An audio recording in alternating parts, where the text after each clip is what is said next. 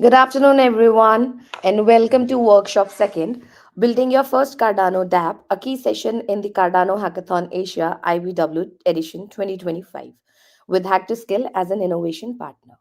I am Nidhi Yadav, and I'll be your host for today's session. Today's hands on session is designed for those who are ready to take their Cardano development skills to the next level. We'll explore advanced smart contract features, how to optimize contracts for performance, and integrate with off chain components. By the end of today, you'll understand advanced contract structures and scripting, deploy enhanced Aiken smart contracts with real world use cases, learn debugging and optimization techniques in a local testnet environment. We are slowly moving to the mentoring and development phase. If you haven't already finalized your team and submit your detailed uh, idea by November 16th, please register and submit your ideas on time. Just a little bit about the total price pool and the bonuses price that we have is we have a price pool of $65,000 stable coin, and there are additional bonus points for the participants and team who are also participating. This is just a little bit about the timeline. If you haven't registered, please register by 16th, as 16th is the deadline. Allow me to introduce to our speaker, our expert speaker today, TY, Smart Contracts Developer at Umergo. He will guide us through advanced concepts and practical demonstrations and answers to your questions live. We'll be having Q&A session by the end of this session. So please write down your comments in the comment box so we can take them up. TY, you can take over. Hey guys, I'm TY and I have been working for Umergo for about 3 years now, writing smart contracts for them. And yeah, today, hopefully we can get through some demo with building a dApp. So a dApp is just a decentralized app. It's what we call apps with smart contracts and blockchain integrated into them. And we should be able to get through some key objectives. So what are we going to cover today? Essentially, we should understand some dApp architecture, how to think about building a dApp, what you should think about. And then we're going to learn some of the tools required to build a Cardano dApp. Essentially, we'll cover smart contracts in Aiken. MeshSDK is a really good SDK for building dApps that I actually personally maintain and I use on a regular basis. And then we're going to look at querying data with Blockfrost so that we can see exactly what the transactions are doing and the state of the blockchain. Blockfrost has a lot of APIs and it'll help build dApps. Like if your users have a particular balance, you can query that. You can also query the state of your smart contract, so you can see exactly what's going on. And then you can display that in your front end, and I'll be showing you how to do that with a Tic-Tac-Toe demo. Essentially, it's a very simple dApp that I built that allows two users to play a game of tic-tac-toe, and the winner wins the initial bet. And then we'll wrap up with a Q&A. So let's begin let's think about how a dApp is structured. Essentially, you would start with designing a smart contract. A smart contract encodes the logic of what you want the users to go through. So, for example, you could allow two users to trade tokens with each other. In this case, we're going to make it so that two users bet against each other in a tic-tac-toe game, and then the winner wins the money. And then you obviously need a front end, otherwise the user won't know where to go to interact with your dApp. And then you're going to need some blockchain interface, such as MeshSDK and Blockfrost, because you need to query on-chain data to know the state of your dApp and display that in the front end to the user. Now, the final thing would be a backend. Usually, a dApp would have a backend.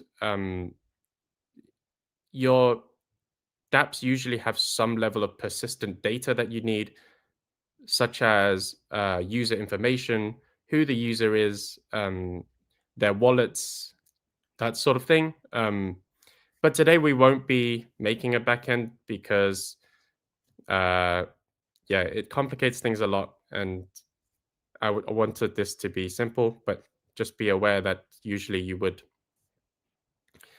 Now, the next step would be writing smart contracts. So there are a few options on Cardano, but Aiken is a very, very popular one. Has really, really simple syntax, and the tools around Aiken are really good. They're very developer friendly. You should be aware that all Cardano smart contract languages compile to the same thing. So it doesn't actually matter what language you're using. It really all just becomes the same thing at the end. But Aiken is great start, and that's what we'll be using today. MeshSDK, a lot of boilerplate code that allows users to just use off the bat. It's essentially a transaction building library with a bunch of great features. It also has abstraction layer for wallets. So connecting browser wallets is really simple with MeshSDK, and I'll be showing that shortly. You can build any transaction with Mesh if you know what you're doing. They have great documentation. Yeah. And then the final one is that I'll be introducing is Blockfrost. This is essentially the layer that allows us to get data from the blockchain. What that means is your smart contract state, users' balances, and UTXOs and things like that. And hopefully we can get Blockfrost to give us the correct data, and then we can display it on our front end. So now I'm going to start with the finished product because I already built it. I think a live demo would take of coding the dApp would take a bit too long. So I already made that. So I'm going to start with the final finished product just to show you what's possible. And then I'm going to go through the code, hopefully show you guys exactly how I built the dApp from the smart contract to building the off-chain code with MeshSDK and querying the data with Blockfrost. So let's take a look at the dApp that I built.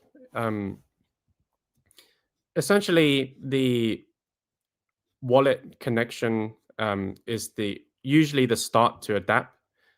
Hopefully, if you've covered some wallet basics in the previous session, but there are some browser wallets extensions in Cardano. So you have Eternal, you have Nami, you have your Roy. I'll be using Eternal for today. I've just got used to it, but Yoroi is a product of Emergo, and it's also really good option. So let's connect my Eternal wallet, and we can see that the wallet has been successfully connected, and we can see this Tic-Tac-Toe game. At the moment, there's no games found, so we can start a new game. So what does that look like? Okay, I've gone to the wrong wallet, so let's try this one. I'm gonna have to refresh here.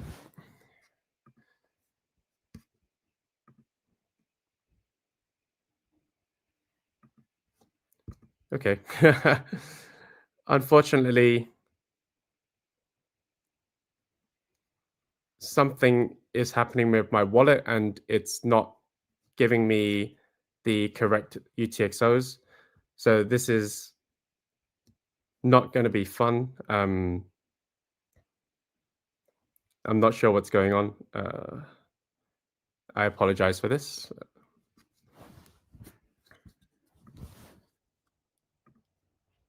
So it might be that my wallet hasn't synced properly. So let's try and sync our wallet and try again. If it doesn't work, then I will just have to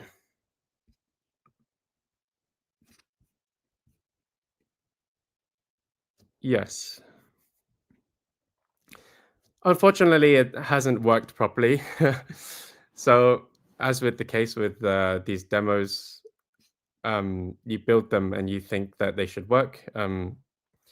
But we'll have to make do with what we have. I'm going to share some code. Just give me a moment. I will stop this. And then I'll just be going through the code that I built and give an overview of exactly what I was trying to achieve. Hopefully at the end I can show a demo.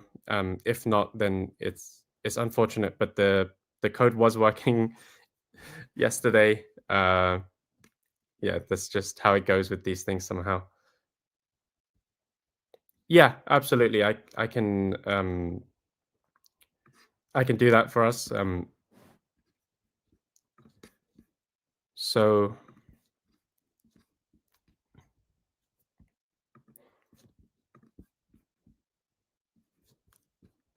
give me one moment.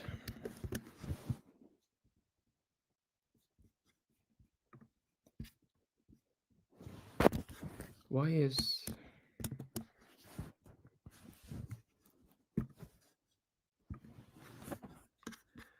I might have to go into debug mode to see exactly what's going on. I'm not entirely sure. So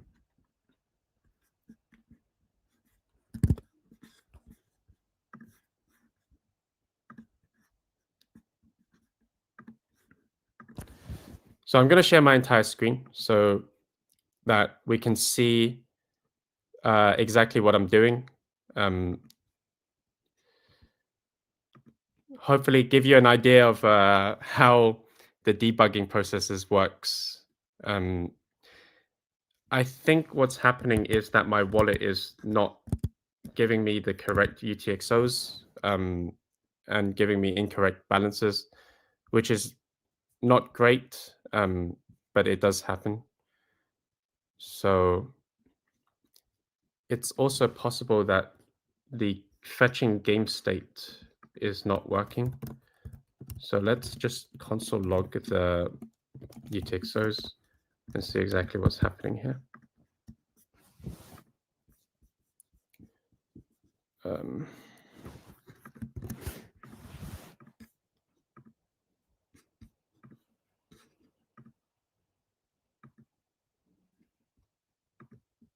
So yeah, that's interesting. It has 2 games currently going on.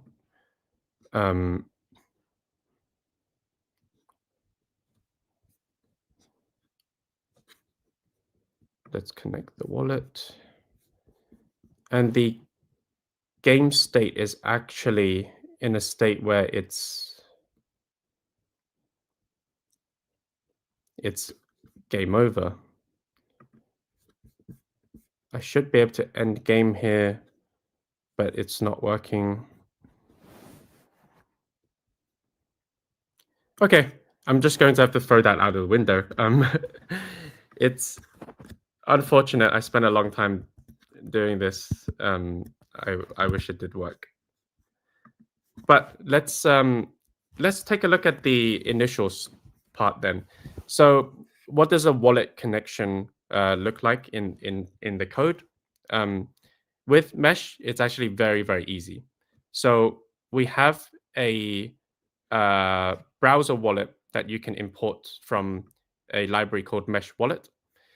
And then you have helper functions such as check available wallets. So if we look here, you can see browser wallet.get installed wallets. It will take a look at the browser and see what the user has installed. So if we take a look here, you can see that I have Typhon, Eternal, Yoroi all installed. And with this, whoopsies, maybe I shouldn't. Yeah, and then it will look for the wallet names. And once that is done, we can actually do wallet.enable. So connect wallet, you simply call browser wallet.enable with the target wallet's name inside the function. And then you can set the wallet, and it basically allows you to connect it very easily. And then you can see, you can click, at least this part works, even if the other part didn't. So, okay. I'm going to go into what I started with, which is the Aiken code. So when you take a look at Aiken, it is the smart contract language for Cardano. And you can see their documentation over here, aikenlang.org. And they have really, really good documentation. So I would, if you guys are interested in getting started on building smart contracts in Cardano, I would go through some of these examples. They actually have one with Mesh. Maybe I should have just used that instead.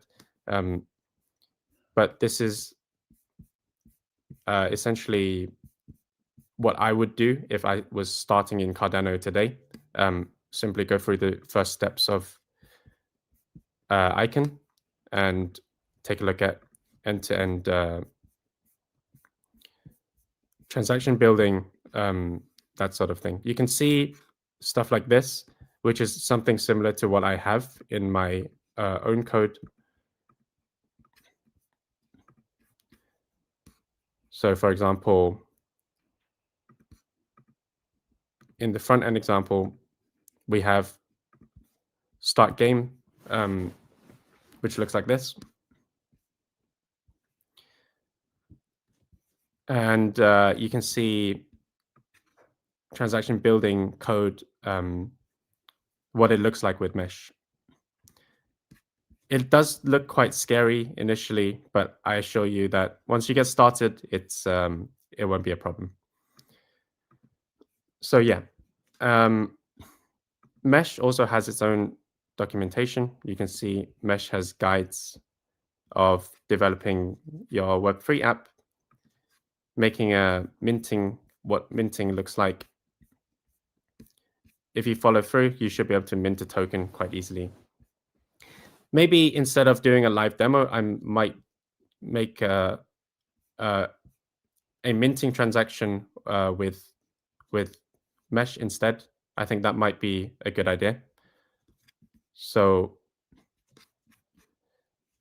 let's do that instead. Actually, that would be very fun. I apologize for making this really really strange, but let's do with what we have. I'm going to start with a transaction. So I'm going to get rid of all of this because it doesn't work anyways. So I'm gonna get rid of this here, and I'm gonna make this button take a browser wallet instead. Wallet, browser wallet.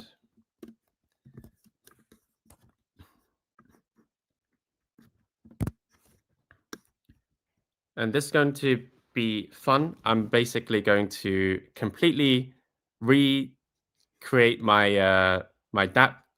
This is going to be interesting. Actually, maybe not this function. Maybe I will add a button. Let's do that. So add a button at the end. Button that just says mint token. And we will use Tailwind to make a random button that looks good.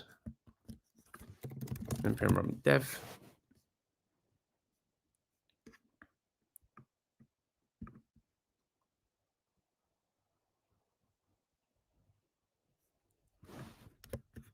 Yeah, we can see that the button is here.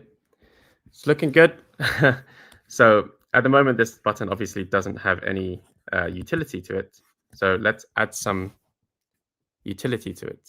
We will say mint token.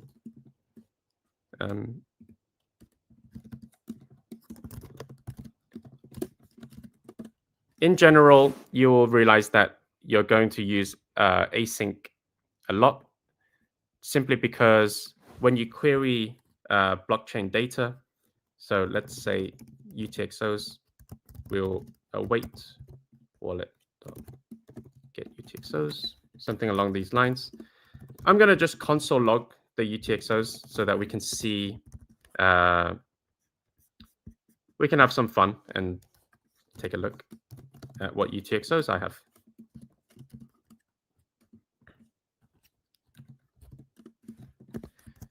Let's see if it works. Inspect the page. We'll see mint token. Ah, I haven't connected my wallet. Of course, it's not returning anything. Here we go. There we go. We can see we have some UTXOs inside our wallet, and it displays it like this. And then I'm going to go back here and create a transaction builder. So I have imported. After we've built a transaction builder, we can see the code. Let's say we simply want to send some money first, because let's actually change this to send money.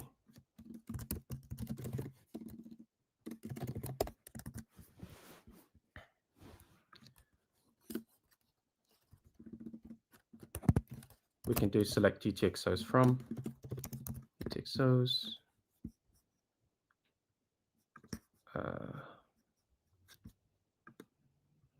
Yes, so this. And then how we can send money would be .txout. And let's say I wanted to send some money to myself. Let's go into my other wallet. I want to send some money to this. If I receive a copy address here, and then I would just say this. I want to send money, some Lovelaces, and quantity, let's say 5 million. So you'll notice that this says Lovelaces and it doesn't say ADA or Cardano or anything like that. So Lovelaces are the native coin on Cardano, and one ADA is 1 million Lovelaces. So if we see here, there are 6 zeros. So this is 5 million Lovelaces. This is essentially 5 ADA. And then I'm going to just call .complete on this transaction. Now, the next thing you have to do is sign this transaction. So this is a very simple API that you can call simply sign TX. And then at the end, what we want to do is submit it. The AI is trying to tell me to submit it through Blockfrost, but you can also submit it through the wallet, because wallet have the submit API. So let's see what happens here. Transaction submitted with hash. That is very good. AI is helping me a lot here.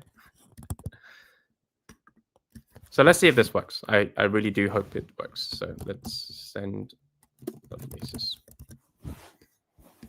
And here we will just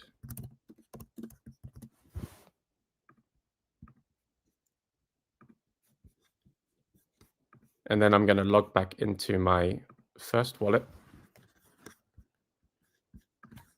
refresh the page, connect internal, and let's see. Change address isn't set. Yes, I need to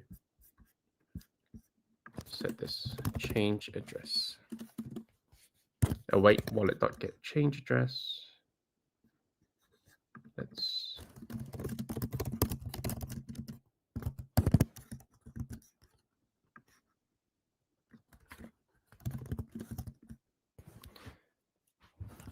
and let's see.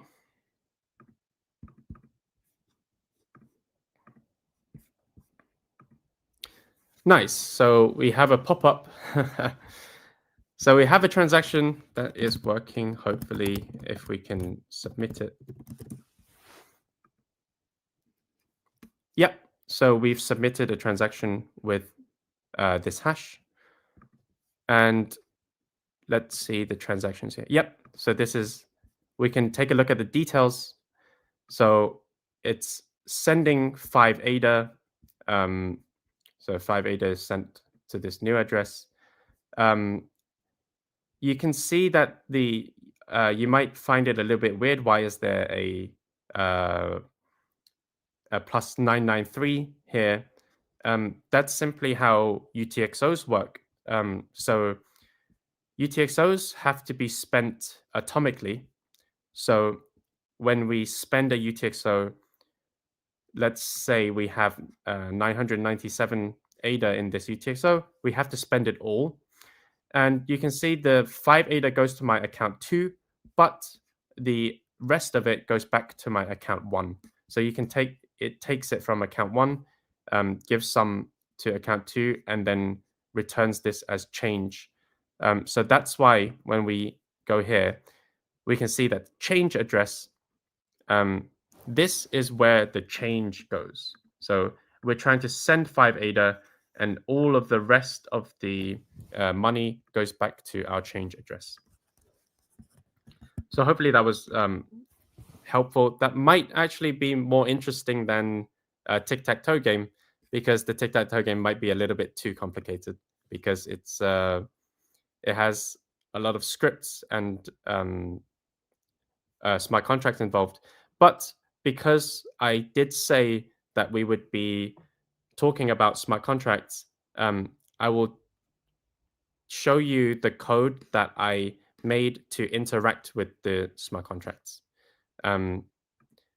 So when we take a look at the Aiken Tic-Tac-Toe, we can go to, let's go here. Aiken Tic-Tac-Toe.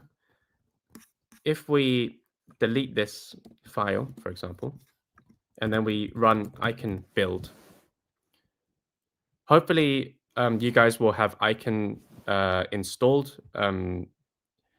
once you start this. So that's one of the prerequisites. When you start working with Aiken, you should install Aiken, and then Aiken build will generate this file called plutus.json. And then you can see here compiled code. So this is actually what we need. For this purpose, for the purpose of this demo, I've essentially just copied and pasted this into the front end, but you could also directly import it from this JSON file. That would be a better idea because every time I can build, this might change, and then you'd have to copy and paste it again. But for now, we're just going to go with this and paste it in here. Yes. And then what I'm going to try and do is try and npm run dev and try the game again and see if I can get it to work. Here we go. Just for fun. If it doesn't work, then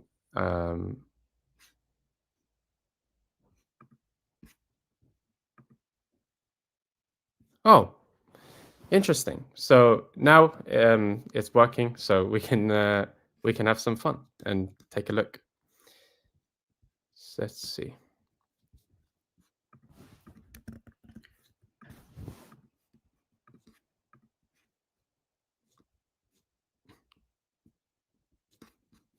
Has it worked?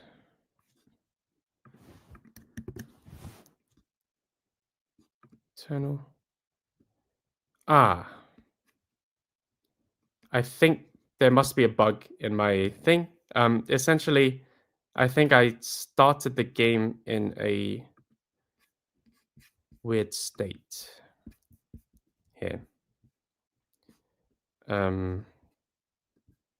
Is it because of this?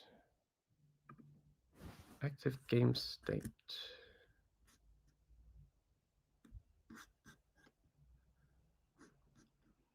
I think this is the bug.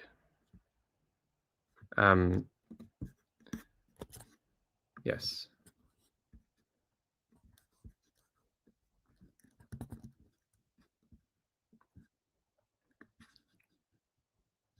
Let's get rid of this.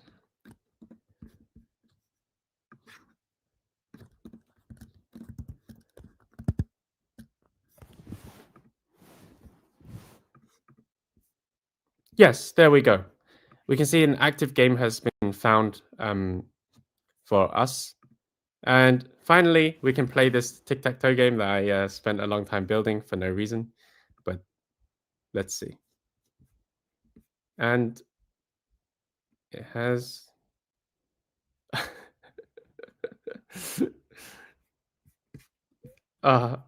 live demos, as usual. It's the funny thing about it.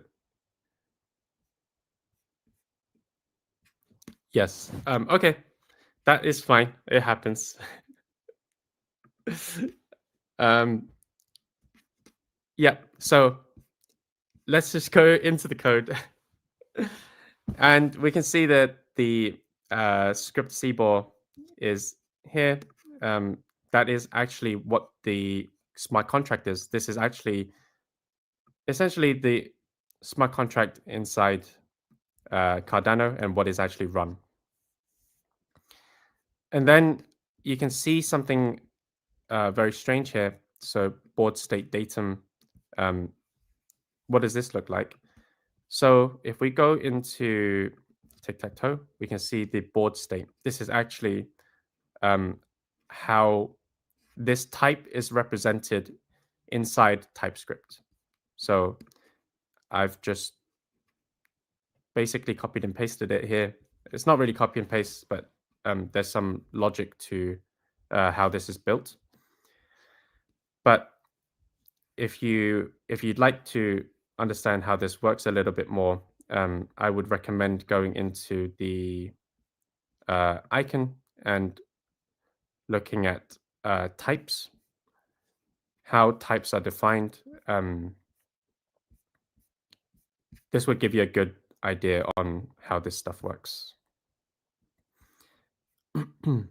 But just because I was also talking about using Blockfrost, unfortunately, this hasn't worked, but it has found an active game. So how am I doing that? How am I looking for games on the smart contract. So if we look at page, we can see that we have a Blockfrost provider instance here. And we can take a look at this function here, for example, get game state. What I'm doing is I am using Blockfrost to fetch the addresses at the script address. And the script address is actually completely derived from the script CBOR. You can see here. So if you change the script CBOR, you will change this script address. Every single smart contract has its own unique address, and you can derive it using helper functions from Mesh, such as serialize Plutus script. And once you serialize Plutus script, you can get the address out. You also have to specify what Plutus version you're using. Make sure you're saying the Plutus version here and not the Aiken version. So if we look at aiken.toml, you can see Plutus v3. So this is what we're using, Plutus v3.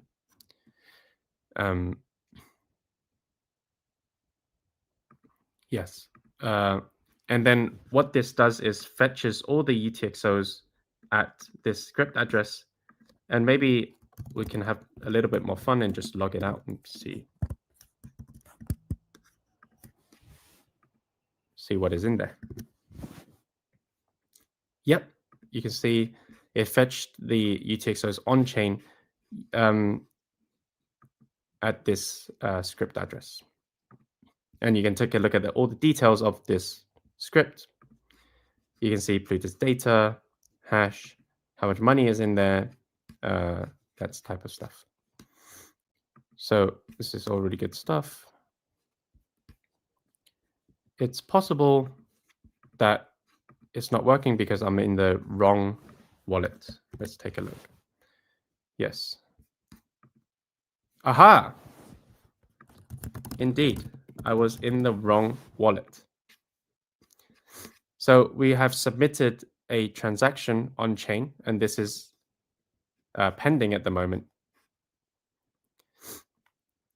Hopefully it doesn't take too long. On the testnet, it usually takes maybe 20, 30 seconds before the transaction is completed. But we're just going to wait here for a second. You can see this transaction on chain. So what does that look like inside our dApp? Unfortunately, I haven't implemented anything to query the dApp. Oh, and we can see the game has progressed. That transaction put an X in this spot here. So now what I can do is go to the other player.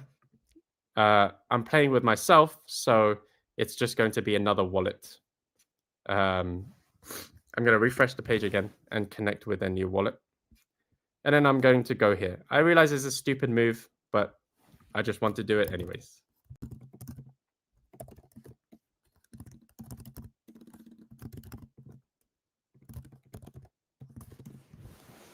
There we go. Yep, and transaction has been submitted, and we can take a look here. Yep, our wallet has indeed submitted a transaction. It's pending.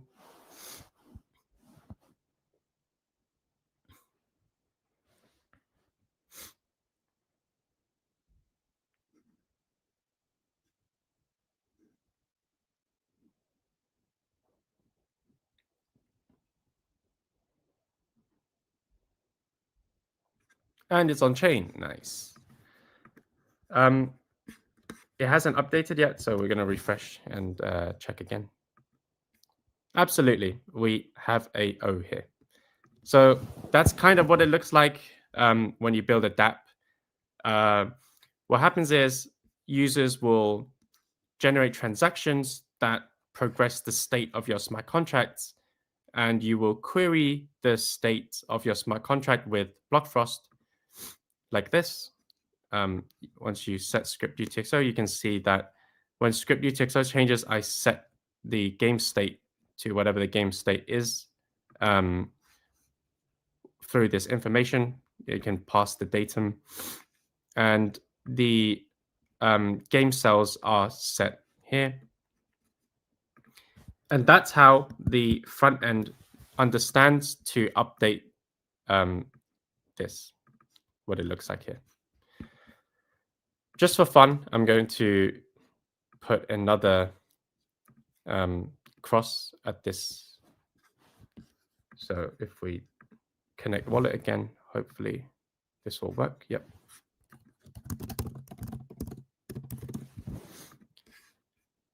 Yeah, and it has worked. Hopefully that's given you a taste of like what it looks like.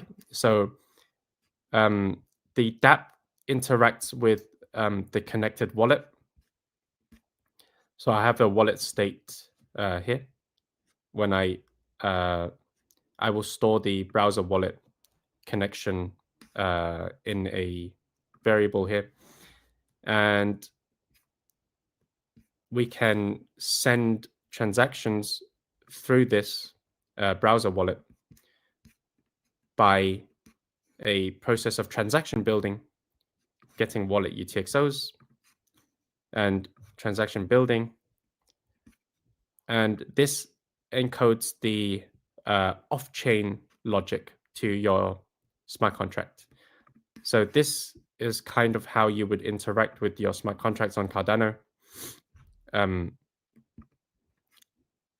You call the wallet.signTX, and this is actually what causes the pop-up. So whenever you see a line like this, that is what causes the pop-up. That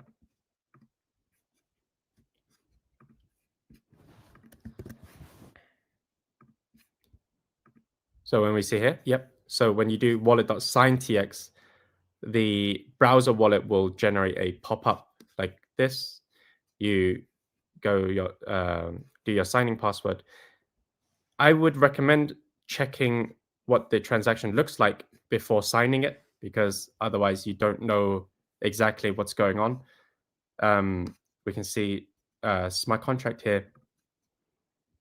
There's a smart contract tag, and you can see exactly what the transaction looks like, even within the datums and everything.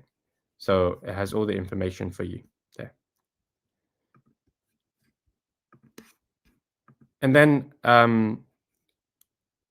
I have all the code in open source. So it's in my GitHub. So this is my GitHub. If you guys are interested in this Cardano Tic-Tac-Toe thing, I also put additional resources in this GitHub repository, just so you guys can take a look and learn. All the code is in here. But yeah, that's all I wanted to show. So maybe I'll open it up for questions and answers now.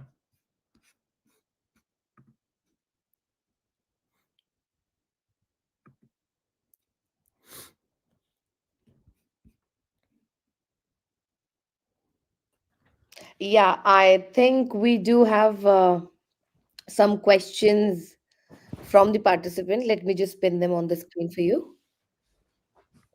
Can we use this process to build e-commerce apps and use payments with external wallets? Yes, absolutely. Eternal wallets, sorry. Yes, yes. So I've showed the process of building an app with smart contracts, because I am a smart contract engineer. So I have some knowledge in smart contracts, but you could actually just not use smart contracts. You don't have to do that. If your app doesn't require smart contracts at all, you can just do the code I did at the beginning, where you just send money. So we can make browser wallets send money to your so customers can send money to you, and you can send them whatever item that you want to send them. Yeah. definitely you can build an e-commerce app to use it. Okay, here's another one, which is, just give me a moment. Sorry, this one. For the game, with the transaction is processed, will it take some value of the wallet? Yes, it does. So whenever you generate any transactions on the blockchain, you have to pay for transaction fees. So that's just an unfortunate fact of blockchains. You have to pay for transaction fees. So that is unavoidable. It will take some value off the wallet, even if the game doesn't take any money from your wallet. You still have to pay for transaction fees. Okay. I do want to add. Sorry, I do want to add that there will be a Hydra workshop later on. And inside Hydra, you can actually remove the need to charge transaction fees. And I'm going to be presenting that too. And I'm going to be building this same tic-tac-toe game inside Hydra and showing you what that would look like. So if you guys are interested in that, you definitely join that workshop. Great. Can you show the exact steps to connect a wallet, Lace, Nami, and send one test transaction from the fronted using Mesh SDK? Yes, I did that earlier already. But I can show it again if we would like. Um, so maybe I can present again. There's this one question for me that I would like to answer. That for the idea submission, do we have to submit a prototype? No, you just have to submit your idea in the template that is given to your dashboard. So you just have to submit your idea, and if you get shortlisted, then on the finale, you get to present your idea and build prototype around it. There is one more question. With Hydra taking off transaction fee, will it be a key differentiator compared to to Ether and other smart contracts? Could we say that's the USP with Cardano? Um, so essentially, Hydra is a layer two solution. So actually, Ethereum have their own layer two solutions. Um, and they have their own trade-off and benefits. There are some that doesn't require transaction fees, so I wouldn't say that it's a big advantage. But Hydra is something that's absolutely needed on Cardano because, as we saw a little bit earlier, with this tic-tac-toe game, you wouldn't really want to have users waiting around for such a long time while the other person makes a move because uh, simply waiting for transactions to confirm on chain takes a long time. So that's why I want to show what it looks like with when building this game in Hydra, and it could speed up all the processes. Yeah, it's definitely needed on Cardano. Okay. We have some pre-submitted questions as well with us, TY, that people wanted to ask about. One of them being is in the tic-tac-toe with betting demo, where is the game state stored on chain and how is the next player's turn enforced? Yes. So the inside Cardano, there is something called a datum. So inside every single UTXO, you can store an arbitrary amount of data. And one of that piece of information that I've stored inside the UTXO is the current player turn. So whoever is whoever's turn it is, um, he's the only person who can update the state of the contract. Um, I've encoded that inside the smart contract. So if you'd like to look at that, the repository is available, and I think I've sent a link to it at the beginning of this session. Yes. There is another question we have, which is any key USPs of Cardano as compared to the other smart contracts? Um, my guess is that USP stands for unique selling point. Is that correct? I'm just going to guess that's the case. Yes. So Cardano has something called the UTXO model, and the UTXO model has uh, this unique advantage that you know a transaction fails or succeeds before you submit it onto chain. So on Ethereum, if you're building a transaction, you actually have no idea whether the transaction is going to succeed or fail until you submit it. What that means is you end up submitting a lot of failed transactions and you have to pay transaction fees for these. On Cardano, it is virtually impossible to submit a failed transaction because you know that that transaction is going to succeed or fail. If it fails, just don't submit the transaction, and then you don't have to pay transaction fees for it.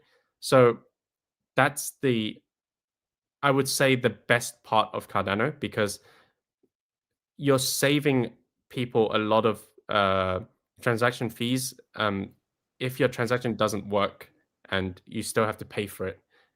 It's just a bad user experience. On Cardano, that doesn't happen. There is another question that I have, TY, is what is the simplest Blockfrost query to fetch the current game state so our UI updates in near real time?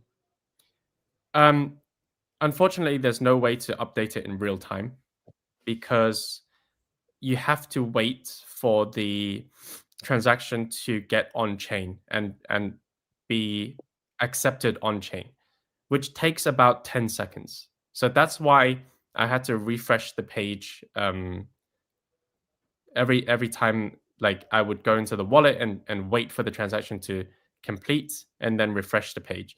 Um, Realistically, if you were building a dApp, you would probably set an interval so that you query the chain every 10 seconds or something to see that the state has updated. Um, it won't be real time though, unfortunately. Okay. I have just another one question for you, which is for this dApp, what belongs in the Aiken smart contract versus the fronted? And what does Blockfrost do? Clear split of responsibilities. Yes. Okay. So um, the smart contract part simply encodes the rules of the game. Um, so there's things like if the winner wins, he gets the bet. He wins the bet. Um, it also ensures that only the player with the crosses can go on his turn, and the player with the O can go on his turn. So that's what the Icon contract encodes. It encodes the rules to the game, and then um, for the front end, I mean, the front end is just the front end. The Mesh SDK is to for the front end to interact with the smart contract. So when the user comes in and he starts a new game, he sends an a command to the smart contract and says, start a new game, please, something along those lines, and then Blockfrost is used so that we can query on-chain data because all of this, all of these transactions and user information, game state, that sort of thing is on the blockchain. So we need to know that we need the front end to know that somehow, and that's what we use Blockfrost for. Okay. I think Swati has something to ask as well, which is what's the fastest way to spin up a Cardano smart contract environment for a prototype that has to be demo ready tomorrow? Yeah, I would really recommend starting with the Icon uh, the Icon website. They have a lot of demos on there. They have a lot of uh, live example. They have a lot of examples that you can just follow through, copy and paste the code, and see something working within 30 minutes. Okay. An ICE card also wants to know that, hey, we want to create a help token. It is possible to create on Cardano. What are steps and how to get it integrated with an app available on App and Play Store? So absolutely, you can create tokens on Cardano. Cardano tokens are natively supported. There should be examples inside the Mesh website to mint tokens. So if you'd like, you can take a look at that. If you just copy and paste the code, it should allow you to mint tokens quite easily. Uh, in terms of getting it integrated on App and Play Store, I'm not too familiar with that. Um, yeah. Okay. I is there is there anything else, Ty, when the session now is about to end? I would like you to share like a quick pro tip for our participants, whatever, with your experience, that they can help these participants a lot. Yeah. So I think I would start with how I would go about learning Cardano development if I was to start now. Um, the resources on Aiken is probably the best resources available for beginners. Um, that website just has a ton of really, really valuable information. And there's a page that says, what I wish I knew. So that page has just an incredible amount of really, really important information for getting started on Cardano development. But I think what would really help is the examples, because the examples allow you to basically just copy and paste some code and then get to see something working. I think that's the really, really important part. Let's try and get something working, and then build on top of that. Um, yeah, I think that would be my best advice. Thanks a lot, TY. Thank you. Thanks everyone for participating in today's advanced smart contract workshop, and a special thanks to TY for your insightful guidance and sharing your tips with us. For more assistance or queries, please contact us at support@hacktoscale.com. Thanks everyone. Thank you, TY. Thank you.